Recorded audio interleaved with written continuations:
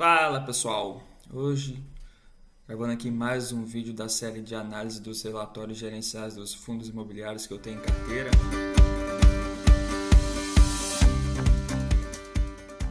Hoje eu vou falar um pouco sobre o relatório do mês de maio do fundo XP LogFi XP LG11, que é um fundo de logística da XP. Então vamos começar com algumas informações aqui do fundo. O fundo XP LogFi tem como objetivo auferir ganhos pela aquisição e exploração comercial de empreendimentos preponderantemente na área logística e industrial. Ele é um fundo relativamente novo. Seu início se deu em junho de 2018. O código de negociação dele na B3 é o XP LG11. Tem um patrimônio líquido razoavelmente grande de 1,7 aproximadamente bilhões de reais. São 147.365 cotistas. Como eu disse, ele é gerido pela XP Vista Asset Management, é administrado pela Vortex DTVM e tem como benchmark o IPCA mais 6% ao ano. Esse benchmark é o que o fundo busca gerar para os seus cotistas dentro de um ano, em termos de valorização. Começando aqui pelo comentário do gestor do mês de maio. Ele começa falando sobre a distribuição de cotas do FII, que foi de 54 centavos por cota. Fala que esse valor deu em torno de 5,6% de dividendos, de dividend yield no ano, se compararmos com o valor de fechamento da cota, que foi de R$ 115 no último dia do mês de maio.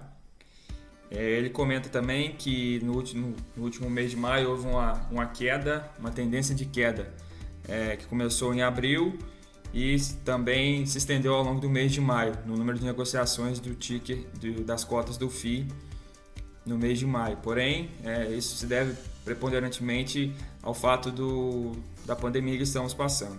Porém, ele comenta aqui também que no final do mês de maio já foi visto uma tendência de aumento no número de negociação desse FII, mostrando que há uma tendência de melhora para o mercado, não só desse FII, mas também com o mercado de FIIs em geral, a partir desse mês de junho.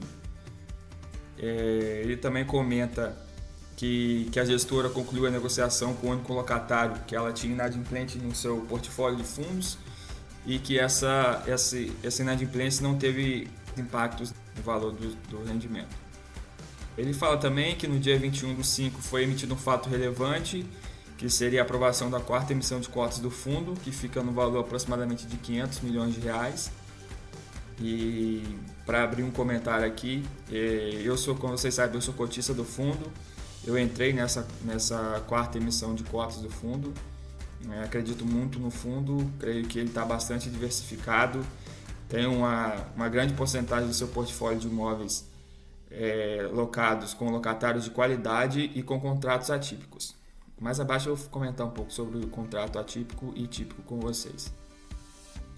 A parte de fluxo financeiro, as receitas deles no mês de maio foi, se você comparar com todo o ano de 2020, estava ali em linha, Se fizer uma média aqui, você vai ver que esse valor fica em torno de 10 milhões nos meses, então, nos meses anteriores. Então o mês de maio está ali perto da média. Ele teve uma receita de FIIs aqui.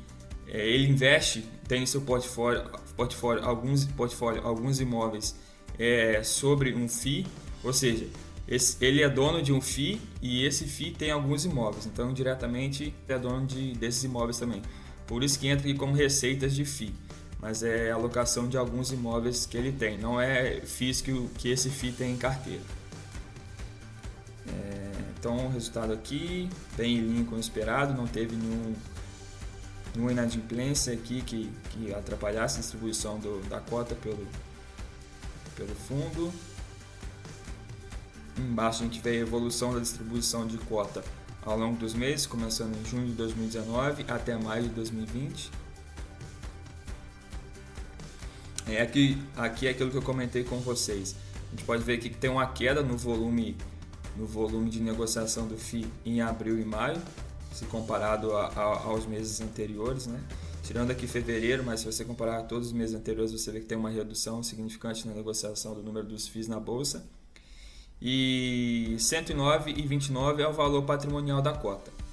O valor de mercado da cota está a R$ 115, então um pouco acima aí de R$ 109,29, que é o valor patrimonial de cota. Então você vai ter uma relação P vezes VP um pouco maior que 1, que não necessariamente é algo ruim. Ele esteve presente em todos os dias de negociações do pregão, no mês de maio, assim como também no ano de 2020. Aqui ele mostra a evolução do patrimônio líquido do FII, tendo em relação o valor das cotas. Aqui a gente pode ver um gráfico que mostra o valor de mercado da cota, o valor do mercado da cota mais os rendimentos que o FII distribuiu e o benchmark e o IFIX, que é o fundo que traz a média aí de alguns FIIs negociados na bolsa. Então pode ver aqui que se a gente pegar o valor de mercado da cota mais o rendimento, ele fica bem acima da variação do IFIX. Bem, o portfólio do fundo, ele tem o seu portfólio 99% alocado em imóveis e 1% alocado em renda fixa e outras aplicações de caixa. A tipologia dos contratos é uma das coisas que eu gosto desse FII. Ele tem 34% dos seus contratos um contrato típico e 66% desses contratos são atípicos. Os contratos típicos, basicamente, uma visão bem simplória, seria os contratos que por exemplo, a pessoa física faz quando vai alugar um imóvel, uma casa. Ela tem um contrato de basicamente 1 ano, 2 anos, mas que a partir do primeiro ano, ela pode, se ela quiser sair do imóvel, ela pode sair, avisa com 1 mês de antecedência e pode sair. Esse é basicamente o que é o contrato típico. O contrato atípico, ele é feito de maneira um pouco diferente. Ele se dá através do aluguel. Você, por exemplo, fecha o contrato de locação daquele imóvel por 10 anos. Se você, porventura, resolver sair depois de 2 anos, você tem que pagar todos os 10 anos do contrato. Você não pode sair sem deixar aqueles 8 anos sem pagar. Então você é obrigado a pagar a todos os meses do contrato restante. Isso é bom para quem é cotista do FII, porque te dá uma segurança, você sabe, mesmo se o inquilino sair antes do prazo do vencimento do contrato, você vai receber o prazo dos meses restantes. E para o locatário também é bom, porque geralmente esses tipos de contratos são feitos com valor um pouco abaixo dos contratos típicos. A porcentagem da receita imobiliária. A gente pode ver que a maioria da porcentagem da receita imobiliária do FII está na mão de grandes empresas, 18% Via Varejo, 13% Leroy Merlin, 11% Renner e 10% Grupo Pão de Açúcar. O setor ele é bem diversificado, o fundo com seus imóveis com relação ao setor de atuação dos locatários, Então, 43% é de comércio varejista, 3% de material de construção, 10% é especulativo, ou seja, o fundo está construindo o imóvel para alocar. A gente pode ver aqui que grande parte do setor de atuação dos locatários está na mão de comércio varejista, o que foi severamente impactado devido aos impactos da crise do coronavírus. Correção dos contratos. Ele é basicamente 54% da correção dos contratos dele, que é o quê? Que é quando o aluguel sofre o reajuste. Então o aluguel sofre um reajuste baseado nesses índices aqui.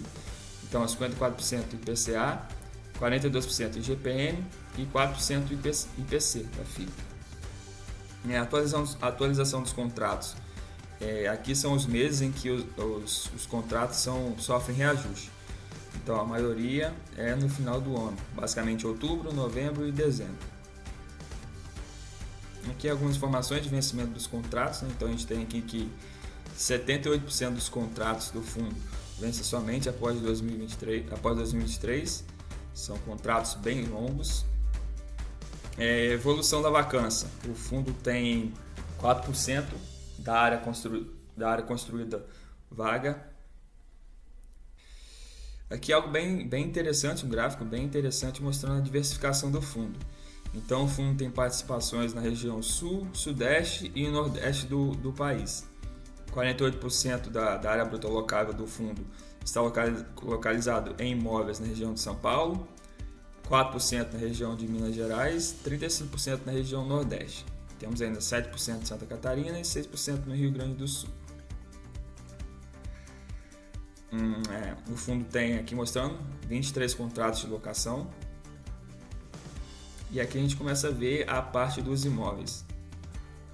Aqui a gente tem informações do vencimento dos imóveis, se é o tipo de contrato típico, atípico e qual o prazo de locação dos imóveis. Também algumas informações como o índice de reajuste do contrato, baseado em qual índice, nesse caso aqui do CD do dia, do centro de distribuição dia, ele é baseado no IPCA e o mês de reajuste é no mês de julho.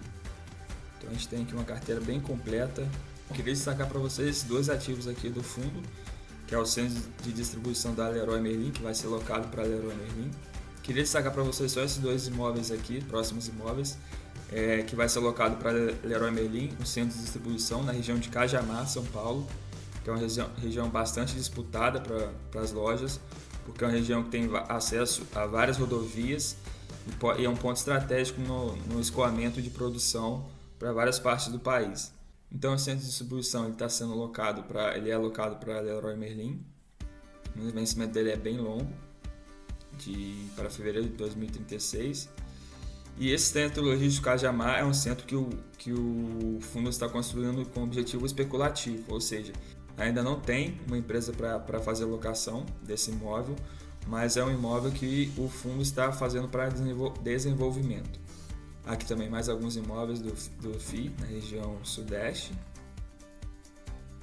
Esse é um conjunto de galpões na região de Barueri, também locado, com contratos bem longos.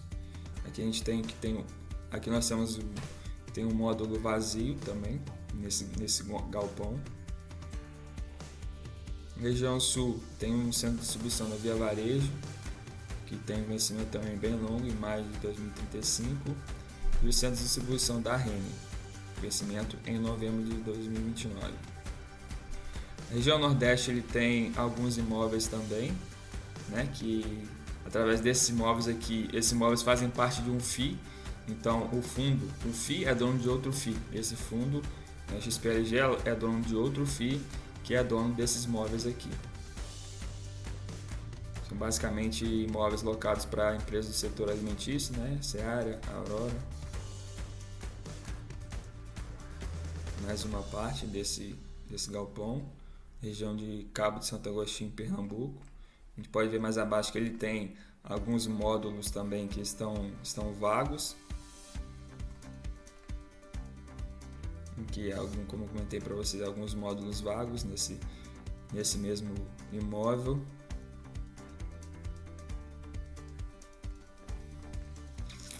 Enfim, o fundo ainda tem também alguns ativos que estão em desenvolvimento, que é o caso da obra do centro de distribuição do Leroy Merlin, na região de Cajamar, que o fundo já informa aqui que que as obras estão dentro do cronograma e a previsão de entrega é para agora, esse mês de junho, e que já deu início à auditoria da revisão para entregar o imóvel ao locatário. Outra obra também em desenvolvimento pelo fundo na região também de Cajamar, que é o centro especulativo, que eu comentei com vocês, que apesar da pandemia do Covid, as obras estão dentro do programado com planejamento de entrega para o primeiro trimestre de 2021. Porém, diante dos impactos da pandemia do Covid, esse cronograma pode ser alterado. Aqui é uma sessão de perguntas e respostas, né? Aqui é mais relevante algumas perguntas e respostas com relação à quarta emissão da cota do fundo. Aqui é só uma sessão extraordinária que vem no relatório referente aos impactos do coronavírus. E esse é o final. Bom, esse é um fundo, como eu falei para vocês, eu gosto muito, tenho ele em carteira. Acho que o fato dele ter seus contratos, 66% dele com um contrato do tipo atípico, isso dá uma segurança ao FI, dá uma segurança também aos cotistas, mas vale ressaltar também que estamos vivendo num período de pandemia e ninguém sabe ainda quando esse período vai impactar. Então, se esse período se estender por mais 2, 3 meses, pode ser sim que o FI seja mais afetado do que está sendo no momento. Mas, como eu falei para vocês, eu tenho bastante confiança em aportar e continuar com esse FI na minha carteira. Lembrando que esse não é uma recomendação de compra, é só um posicionamento meu, Pessoal, se você ainda não é inscrito no canal, peço para vocês se inscreverem, porque a minha ideia aqui é compartilhar conhecimentos e todo mês fazer um relatório simplificado, um vídeo sobre o relatório gerencial dos FIIs que tem em carteira. Então, muito obrigado por assistir, é isso aí.